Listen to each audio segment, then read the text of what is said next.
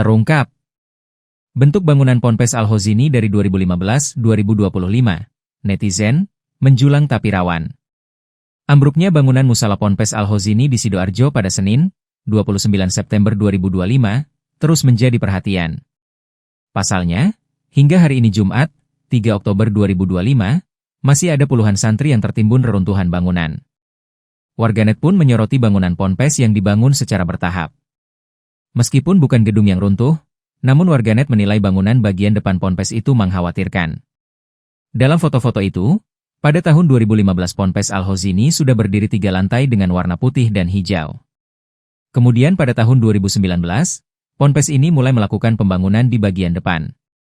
Tampak bagian depan Ponpes mulai dibangun tiang penyangga lantai 2. Di tahun 2021, bangunan tingkat 4 dalam proses pengerjaan. Warganet menyoroti bangunan itu karena tidak ada tiang penyangga di bagian teras atau balkon bangunan. Tiang penyangga masih berupa konstruksi besi dan belum dicor. Padahal di atasnya sudah ada bangunan lain.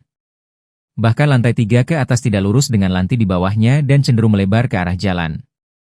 Tiang-tiang penyangga teras tiap lantai terlihat kecil. Tiang kecil banget, tulis warganet.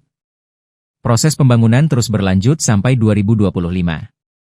TikToker Taman Arfas juga mengomentari bentuk bangunan Al-Hozini baik bangunan depan dan bangunan musala yang runtuh.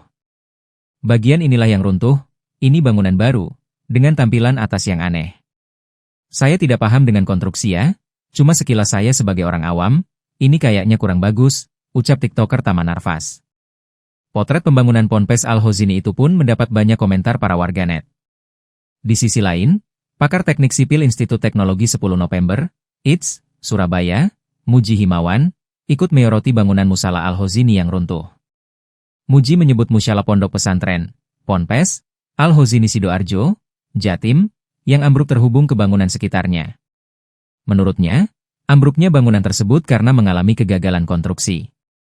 Akan tetapi Himawan tidak menyebut terkait bangunan apa saja yang terhubung ke titik TKP. Di sekitar lokasi tersebut, terdapat asrama dan ruang belajar santri. Alhamdulillah tidak sampai tertarik dengan keras sehingga langsung putus, tetapi ada yang bersandar ke gedung sebelah duduk di sisi hijau selatan, terangnya.